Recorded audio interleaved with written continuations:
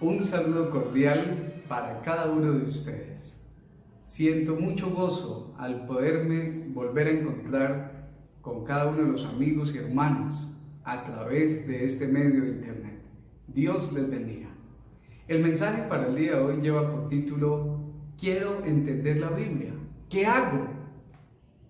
Pero antes de entrar en el tema, quiero invitarte a que inclines el rostro y ores conmigo. Oremos. Amante Dios que estás en los cielos, santificado y glorificado sea tu nombre, Señor. Vamos a estudiar tu santa palabra en este momento. Le suplicamos la unción del Espíritu Santo para que nos ilumine y la podamos entender. Háblanos a través de ella. Enséñanos, Señor Espíritu Santo. Que tus santos ángeles estén a nuestro lado también. Te lo pedimos en el nombre del Señor Jesucristo. Amén. Amén. En el tema anterior hablé de que la comida del cristiano es la palabra de Dios y expliqué que es muy importante comer la Biblia, leer la palabra, investigarla. Y en esta tarde quiero continuar con esa línea de pensamiento. Pero he decidido hacer este tema porque hay amigos que me han dicho en muchas ocasiones que quieren un método, un sistema para aprender a entender la Biblia de una manera fácil y agradable. Y es que cuando uno coge la Biblia de Génesis a Apocalipsis y uno la lee toda de corrido, pareciera ser que hay historias que se regresan o como que no van donde deberían ir. En esta tarde te voy a contar por qué pasa eso y te vamos a explicar cuál es la mejor manera para entender la palabra de Dios. ¿Por qué es importante entender la Biblia? Bueno, miremos qué nos dice la misma palabra de Dios. En Juan capítulo 5, versículo 39, dice la palabra de Dios: Escudriñad las Escrituras, porque a vosotros os parece que en ellas tenéis la vida eterna, y ellas son las que dan testimonio de mí. ¿Cómo te parece? En la Biblia encontramos a Jesucristo, la vida eterna. Con esa razón nos basta y nos sobra como objetivo por qué entender la palabra de Dios. Si leyendo la Biblia encuentro la vida eterna, ¿será que es importante leer la Biblia? Pero hoy queremos aprender a leer la Biblia. Hoy vamos a mirar varios aspectos que influyen para poder leer, entender e interpretar la palabra de Dios. Te invito para que en este momento entonces te despejes de toda preocupación y saques este tiempo de calidad para que el Espíritu de Dios a través de su santa palabra te enseñe y me enseñe cómo comer la palabra de Dios. Y lo primero que debo decir en esta tarde es que para uno entender una historia hay que ordenar esa historia. Y quiero decirte que el primer gran paso para entender la Biblia es entender la historia cronológica de la Biblia. Entender la línea de tiempo, cronología de la historia bíblica.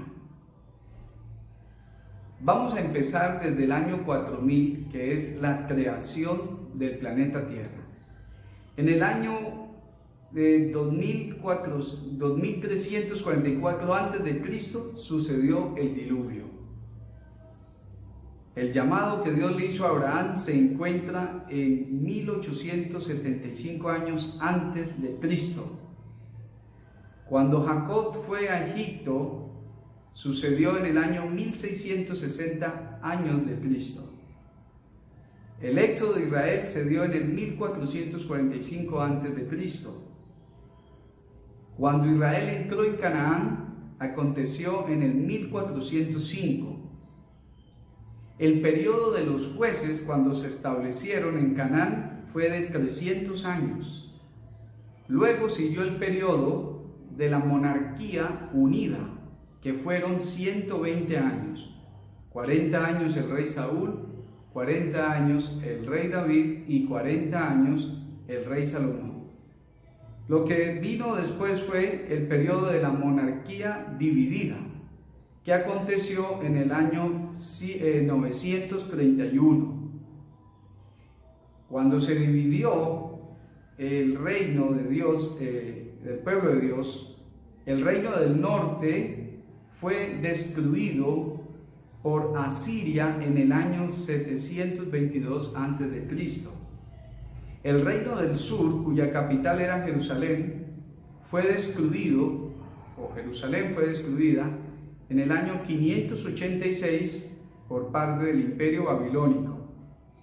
El decreto para regresar del cautiverio y reedificar e instituir nuevamente la nación de Israel fue en el año 457 a.C. La reconstrucción del templo terminó en el año 515. Y después de esa reconstrucción del templo hubieron 400 años de silencio de Dios en los cuales no hubo profecía. Pero en ese periodo, hasta el nacimiento de Jesús, Jerusalén, Judea, fue invadido por imperios mundiales. Y por allá por el año 160 y algo, hubieron guerras judías en donde se rebelaron sobre esos poderes que estaban mandándolos o los estaban oprimiendo. Empezamos entonces la historia del Nuevo Testamento.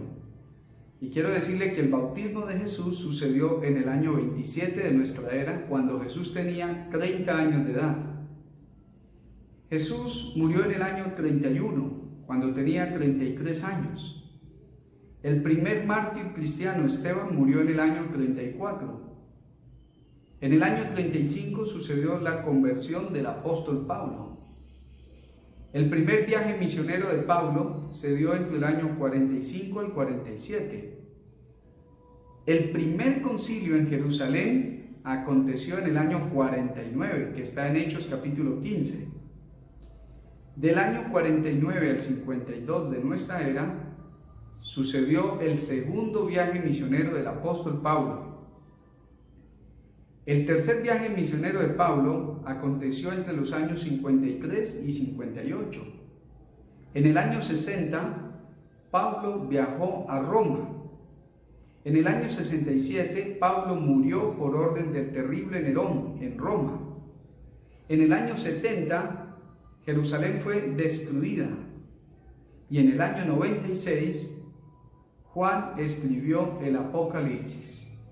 Quería leerte esta historia cronológica de la Biblia para poder así entender, porque leemos aquí, leemos allá y parece que no hay una línea de tiempo ordenada, pero la Biblia es un libro que tiene una unidad de pensamiento, es una historia, es una narración, y por esa razón me he dado la tarea de contarte la historia y los acontecimientos sobresalientes. Espero que puedas rebobinar o regresar este mensaje las veces que sea necesario hasta entender esos periodos de la historia.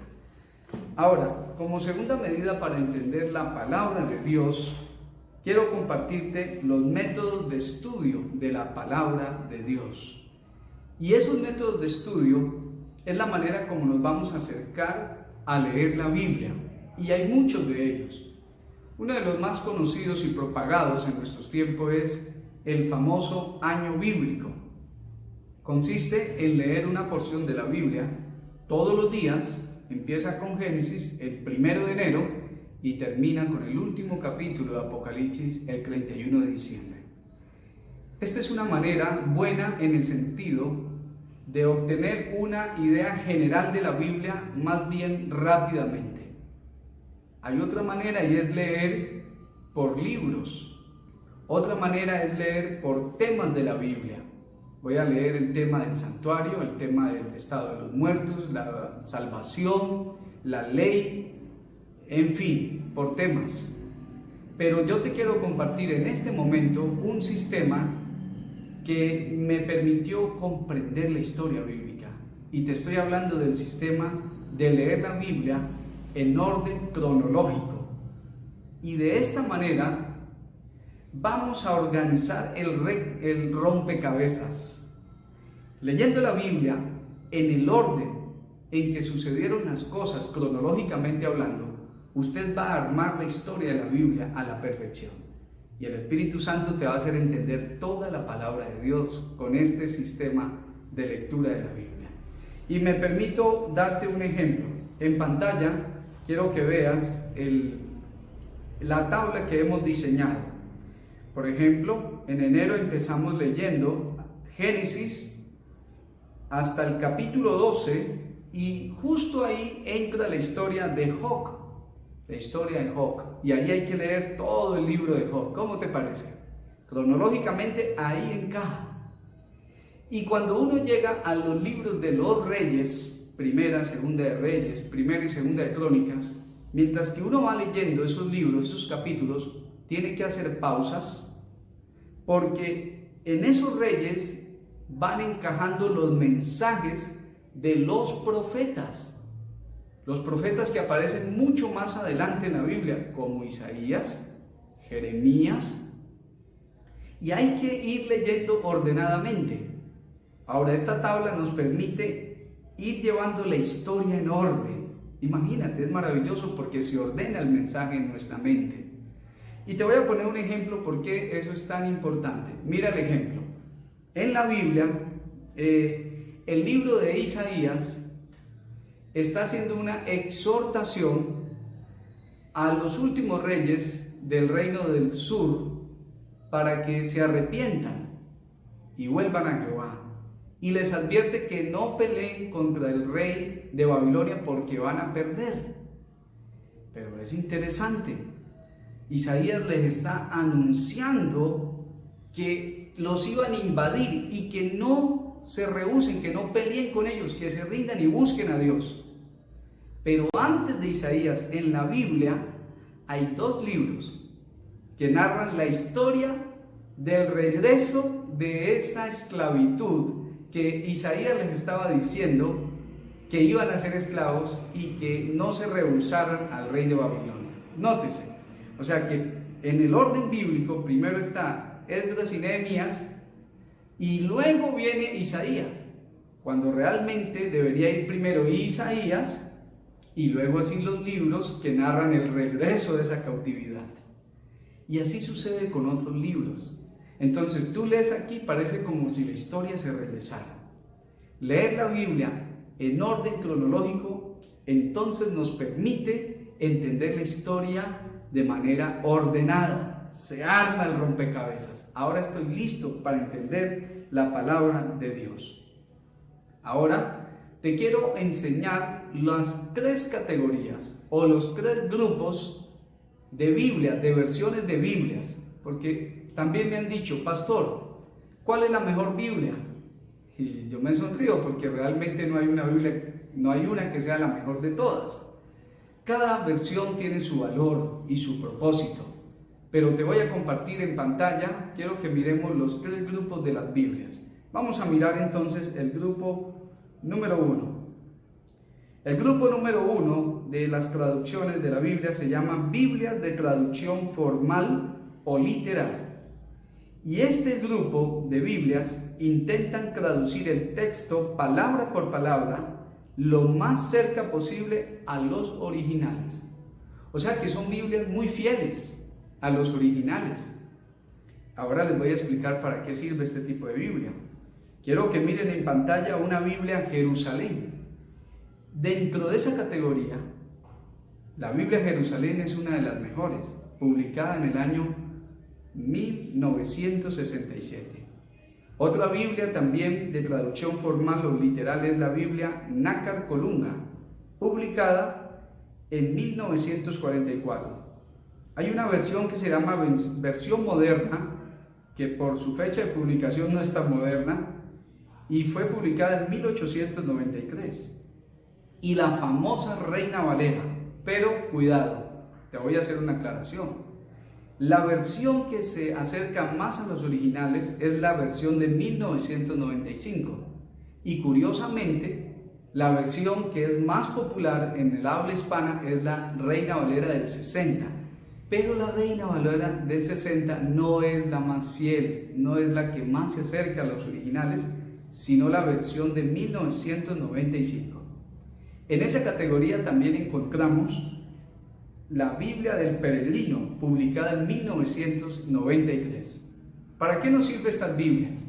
Cuando usted tenga una confusión de un versículo en cualquier otra Biblia y usted quiera saber cuál es el sentido original, cuál es el texto original más cercano, entonces vas a ir a consultar una de estas Biblias. Yo tengo una de esas Biblias, la Biblia Jerusalén, me encanta. El segundo grupo de Biblias, por traducción, se llama Biblias de traducción dinámica o funcional. El nombre ya nos dice mucho, mira en pantalla. Y este tipo de traducciones dinámicas o funcional no está tan preocupada con el texto original, sino con el significado del texto. Nótese. O sea que no es tan apegada al texto original, sino que es una traducción que interpreta un poco el texto bíblico. Busca el sentido del mensaje, no tanto el texto como tal. ¿Y cuáles son algunas de esas Biblias? Bueno, esas son Biblias que la mayoría de las personas dicen, ay, me gusta esa Biblia porque es muy clarita. Nótese, mírala, ahí está en lista. La primera de ellas, la famosa Biblia católica Dios habla hoy. Y tiene muchas bondades. Por ejemplo, la Biblia católica Dios habla hoy, cuando se refiere al séptimo día, día de reposo del Señor, no dice séptimo día, sino que dice directamente sábado. Aclara, ¿sí te das cuenta?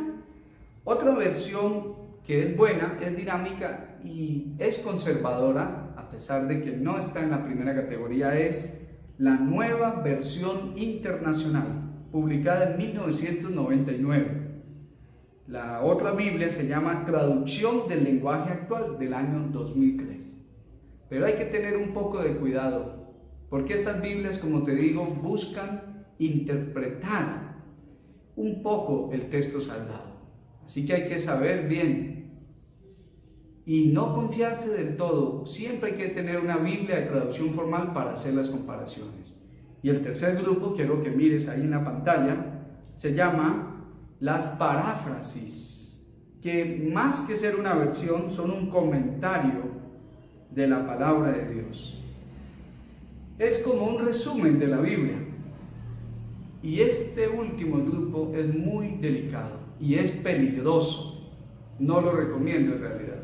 Te voy a poner un ejemplo, un versículo de la Biblia al día, publicada en 1979. Y les voy a leer de la Biblia al día, Colosenses, capítulo 2, versículo 9. Nótese como dice una Biblia paráfrasis.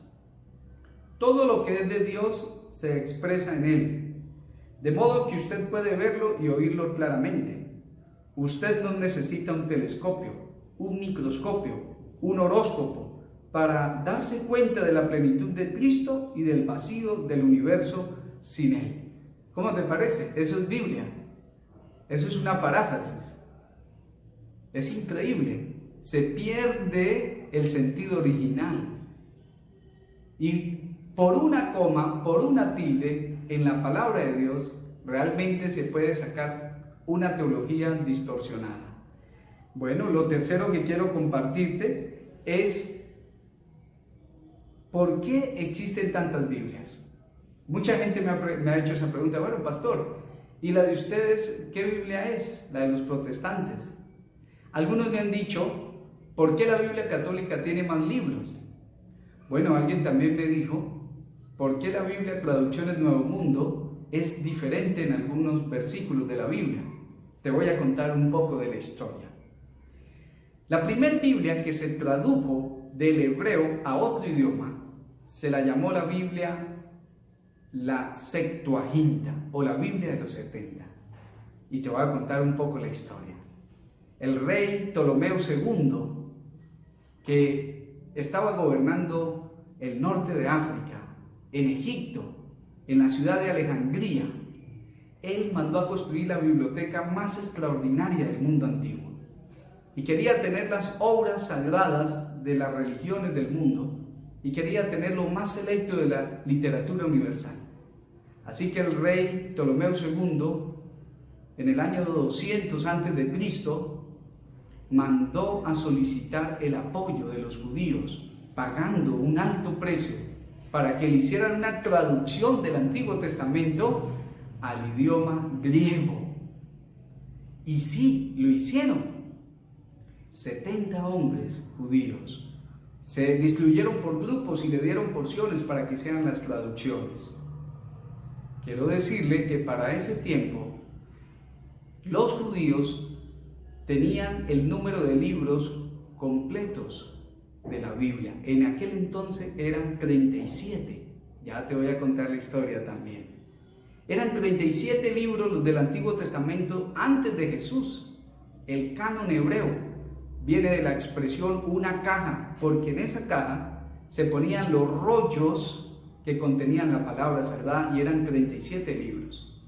Ese canon hebreo era lo que ellos tenían como palabra de Dios. Pero el rey Ptolomeo II en Alejandría quiso que incluyeran también otra literatura judía que tuviera historia del pueblo judío. Así que incluyeron en esa traducción unos libros que con el paso de los años adquirieron el nombre de apócrifos o deuterocanónicos. Qué interesante cómo es la historia. Pero los judíos no los tenían como sagrados, solo que en los tiempos de Jesús, cuando Jesús vino a la tierra, tampoco se consideraban esos libros apócrifos como sagrados. Y en los primeros 3 siglos de la iglesia cristiana tampoco se los consideraba. Hubo un concilio pero muy importante llamado el Concilio de Nicea en el año 325 de nuestra era. Ahí se examinó el canon y no los incluyeron. El Concilio de Nicea dijo, estos libros no son inspirados por Dios. Pero con el paso de los años, cuando se fue metiendo la cultura del mundo a la iglesia, cuando la iglesia se corrompió y corrompió la verdad, en un concilio fueron poco a poco incluyendo libros de este tipo. Y fueron 7 libros los que incluyeron de más.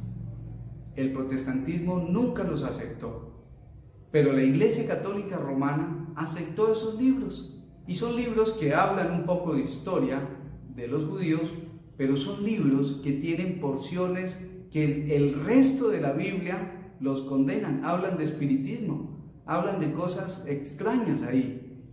Por eso las Biblias católicas tienen 7 libros de más que las Biblias, por así decirlo, protestantes. Pero si tú sacas esos 7 libros, la Biblia católica y la Biblia protestante son exactamente la misma, no hay ninguna diferencia.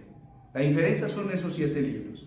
Ahora te voy a comentar un poco de las traducciones Nuevo Mundo, de una organización que no se dicen llamar iglesia, son los Testigos de Jehová. Es la única iglesia, la única organización, porque no se llaman iglesia, que han traducido la Biblia por ellos mismos. Y es triste, es muy triste porque han hecho cambios en esa Biblia. Aquí tengo una copia de esta Biblia, Traducciones Nuevo Mundo, y quiero leerles a ustedes una de las grandes diferencias que tiene esta Biblia.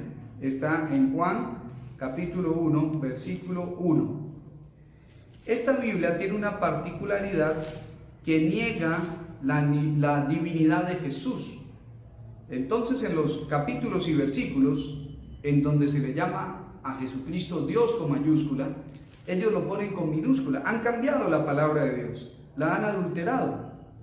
Dice esta Biblia, Juan 1:1, en el principio la palabra era, y la palabra estaba con Dios, y la palabra era un Dios. Nótese, 2 elementos ahí. Le agregaron el artículo indefinido un, y Dios lo pusieron con minúscula. Claro, porque en todas las demás Biblias, voy a leer aquí Juan 1:1 en la Reina Valera del 60. Nótese cómo dice, esta Biblia, las Biblias católicas y todas las demás Biblias del mundo entero dicen así, en el principio era el verbo, y el verbo era con Dios y el verbo era Dios. No lleva el artículo indefinido y está diciendo Dios con mayúscula para referirse que Jesucristo es Dios. Nótese el peligro. Entonces miramos que hay diferentes tipos de Biblias. Y ahora quiero hablarte de las herramientas para estudiar la palabra de Dios. Si uno va al taller de un carpintero, va a ver ahí el serrucho, va a ver el martillo, va a ver una escuadra, van a ver diferentes herramientas. Ahora, si tú quieres ser un estudiante de la Biblia, sincero, acérrimo, que quiere entender la palabra de Dios, que quiere comer la palabra de Dios y sacarle todas las vitaminas y proteínas, entonces necesitas herramientas para saber cómo comer la palabra de Dios. Y te voy a mencionar 6 herramientas valiosas para el estudio de la Biblia. Número 1, diferentes versiones de la Biblia. Cuando tú te sientes a estudiar la palabra, es bueno tener 2 o 3 o más versiones para comparar, para mirar cuál es el sentido de ese pasaje. Y aquí te voy a explicar algo que es muy interesante. Hay un tipo de Biblia que se las denomina Biblias de estudio. Son Biblias que vienen con ayudas, tienen una cantidad de cosas al final, tienen mapas, tienen concordancias, diccionario arqueológico, árbol de vida de los principales personajes bíblicos, tablas de medidas, pesos. Se llaman Biblias de estudio y tienen referencias al pie de página que te manda de un versículo a otro buscando una unidad de tema. Y hay una Biblia que fue publicada en 1908, se llama la Biblia de Estudio Thompson, muy buena Biblia. Es excelente, yo tengo esa Biblia, me la recomendó un pastor amigo, Alfonso Puentes, y yo la compré, me encanta. Es una Biblia de estudio muy, pero muy completa. También tenemos una Biblia de estudio que se llama la Biblia de Estudio Arcoíris, la Biblia de Estudio de las Américas. Y la Iglesia Adventista publicó una Biblia de estudio, mas no el texto no es traducido por la Iglesia Adventista, porque el texto es la Reina Valera de 1995, pero se llama Biblia de Estudio Anglius. El material adicional de estudio fue preparado por un equipo de teólogos eruditos de diferentes partes del mundo para hacer los comentarios, los mapas de la Biblia de Estudio Anglius, que la recomiendo grandemente. También existe una Biblia publicada por el editorial Safeliz de España, que se llama la Biblia del Pastor. Es extraordinaria esa Biblia. Hay una Biblia de estudio que se llama la Biblia del Pescador. Es una extraordinaria Biblia. Hay muchas Biblias de estudio. Y existe algo que se llaman los interlineales. Ahí en pantalla estás viendo una muestra de lo que es un interlineal.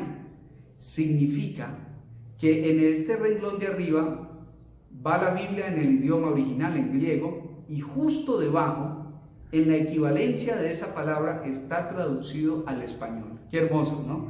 Si tú quieres saber cómo es esa palabra en griego, consigue un interlineal. Y todos podemos mirar, tener ese privilegio. Es bueno tener Biblias bilingües, la Biblia español-inglés. Es bueno tener Biblias en otros idiomas, en portugués, en italiano, en francés, para hacer comparaciones. Entonces, la primer gran herramienta para el estudio de un pasaje de la Biblia es tener varias versiones de la Biblia.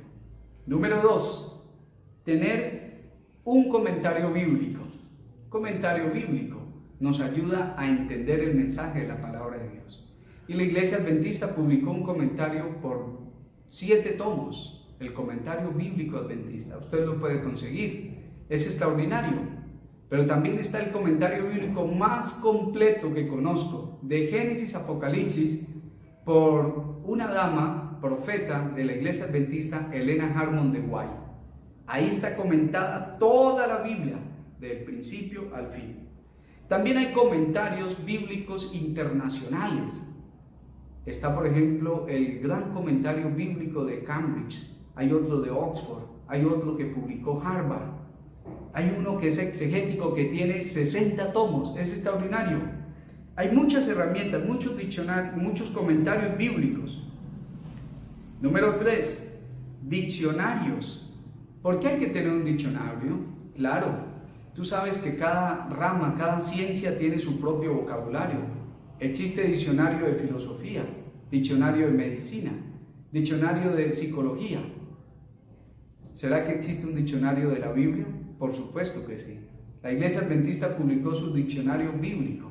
Hay otros diccionarios publicados por el mundo protestante. Es bueno compararlos.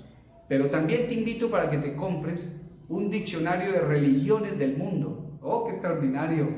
Poder conocer la historia del hinduismo, de los musulmanes, de Confucio. Poder conocer las grandes religiones del mundo. Y si quieres ser un estudiante profundo de la palabra de Dios, entonces consigue un atlas bíblico donde vas a poder ver todos los mapas. El mapa de los tiempos del ministerio de Jesús, de los recorridos de Jesús, de las tribus, en fin. Número 4, conseguir una buena concordancia. Y ahí en pantalla estás viendo una de las mejores concordancias del mundo. Se llama la concordancia Strong.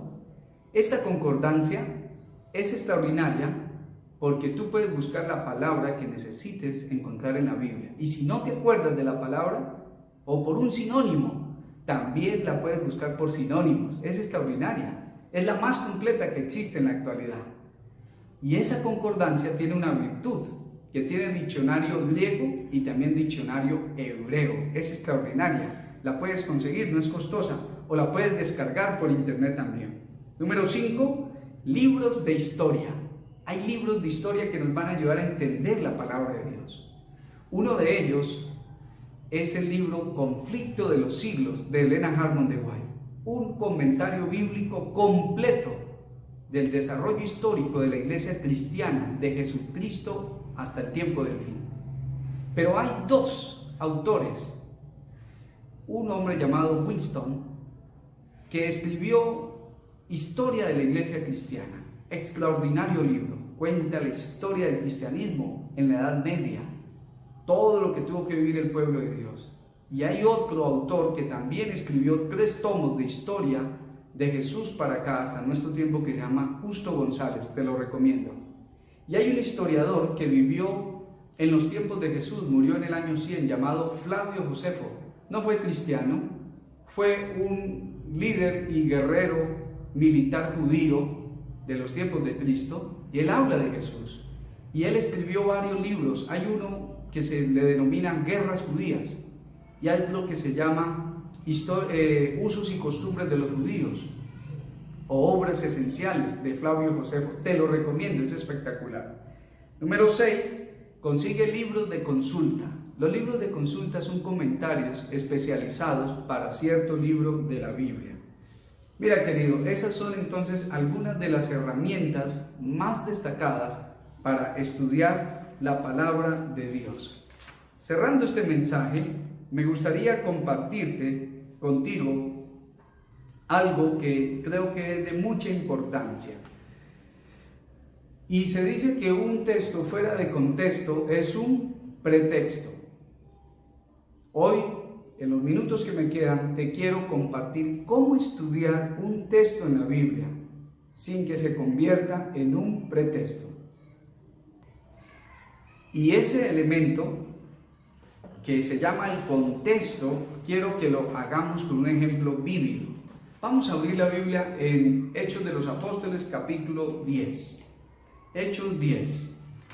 Y vamos a leer un pasaje que es muy usado por los hermanos protestantes de las demás iglesias, y dice aquí en Hechos capítulo 10 lo siguiente. El versículo que habla de que invita a Pedro a comer de animales inmundos. Permítame un momento, lo estoy buscando. Estaba leyendo el libro equivocado. Está leyendo Romanos. Vamos a Hechos 10. Bueno, y dice así la Sagrada Escritura. La visión que se le presentó a Pedro la encontramos aquí en el versículo 11. Y vio el cielo abierto y que descendía algo semejante a un gran lienzo, que atado de las 4 puntas era bajado a la tierra. en el cual había de todos los cuadrúpedos terrestres y reptiles y aves del cielo. Y le vino una voz a Pedro que le dijo: levántate, Pedro, mata y come. Ahora, este versículo, fuera del contexto, es usado por los hermanos de casi todas las iglesias protestantes para decir que los cristianos y los judíos debemos comer de todo tipo de animal, cuadrúpedo o ave o reptil. Hay una clara prohibición en el libro de Levítico capítulo 11, donde dice que no podemos comer de todo animal cuadrúpedo, donde hay una lista en donde se dice que el cerdo no se puede comer, donde se dice que el pescado de baba, que no tiene aleta ni escama, tampoco se puede comer, donde se dice que el gallinazo ni el águila se puede comer.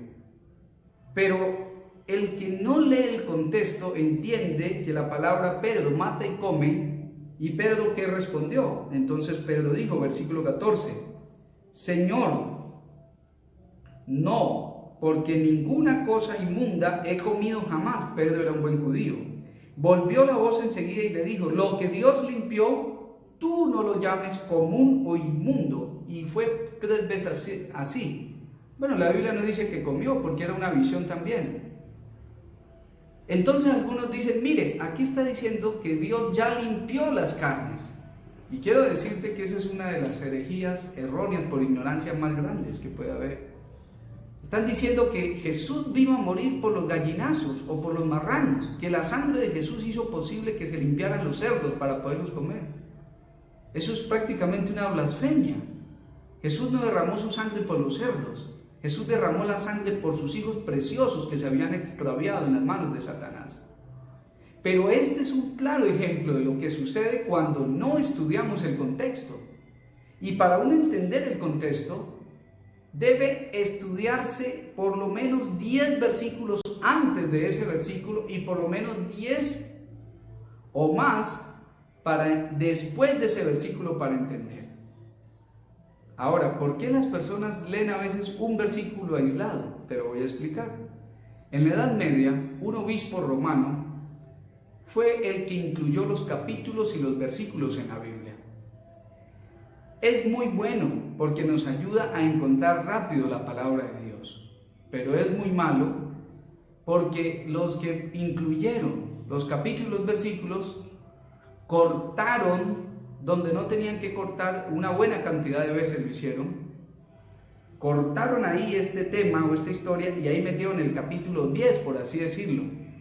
Entonces las personas creemos que las unidades de tema o de pensamiento en la Biblia son de capítulos a capítulos, pero resulta que hay un tema que puede abarcar varios capítulos o un libro o inclusive varios libros, como el tema de la justificación por la fe, que incluye el libro de Romanos y el libro de Gálatas. Interesante. Entonces, esa porción, ese versículo, yo tengo que entenderlo en su contexto. Ahora, una pregunta. ¿Será que Dios le estaba dando una revelación a Pedro de la limpieza de los animales? ¿O qué era lo que realmente le quería enseñar? Dice más adelante en el versículo 34 del capítulo 10 lo siguiente: entonces Pedro, abriendo la boca, dijo, en verdad comprendo que Dios no hace acepción de personas, sino que en toda nación se agrada del que le teme y hace justicia. ¿A qué se refería el lienzo de los animales? A personas. Y resulta que los judíos tenían a los gentiles, a los que no eran judíos romanos o de cualquier otra nación del mundo, como inmundos. Es más, no se daban la mano, no comían con ellos porque se contaminaban. Jesús lo que le está diciendo a Pedro es que a lo que él limpió con su sangre preciosa no lo llame común o inmundo, se está refiriendo a personas. Pedro está diciendo que lo que realmente Dios ha hecho es unir a toda la raza humana por su sangre preciosa. ¿Te das cuenta de la importancia de estudiar la Biblia? ¿Te das cuenta de saber entender el contexto? En el libro de Apocalipsis capítulo 22 hay una promesa y una maldición. La promesa es, dice la Biblia, que cualquiera que le añada a la Biblia, cualquiera que le añada a la Biblia, Dios le añadirá las plagas descritas en ese libro. O sea que no podemos añadirle a la palabra. Pero también dice que cualquiera que le quite a la Biblia, dice que Dios quitará su nombre del libro de la vida. ¡Qué tremendo! ¿Te das cuenta por qué es tan importante entender la palabra de Dios? Pero en Apocalipsis capítulo 1 está la bendición. Y dice ahí, bienaventurado el que lee y el que escucha las palabras de esta profecía. ¡Qué lindo, qué precioso es en verdad! Porque alguien puede decir, no sé leer. Busca a alguien que te lea. La Biblia dice que si tú no sabes leer, dichoso o feliz, bienaventurado el que oye también la palabra de Dios. Amado del Señor, amada del Señor, querido amigo que me ves, quiero entender la Biblia. ¿Qué hago? Bueno, empieza por entender la historia de la Biblia, el orden cronológico. Empieza por leerla en orden cronológico, con la tabla que te hemos mostrado. Empieza por entender que hay varias versiones y te invito para que consigas una buena versión formal.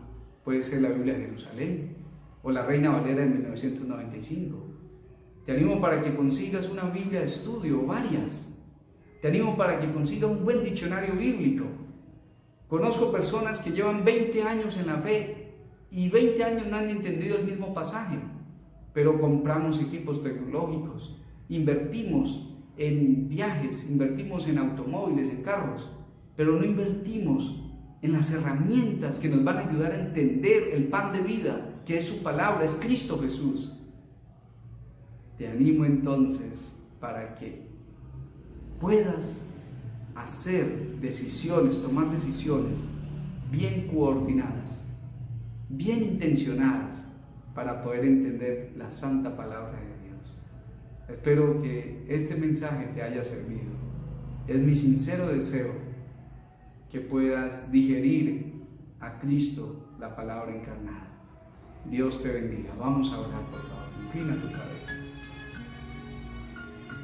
Dios Todopoderoso que estás en el cielo, tú que diste la Biblia, ilumínanos para entender.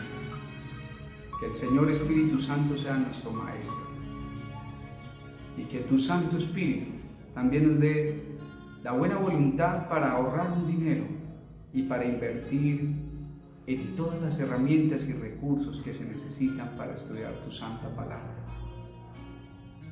Que sea su Santo Espíritu iluminándonos para entenderla, Señor. Te lo pido en el bendito nombre del Señor Jesucristo. Amén. Amén.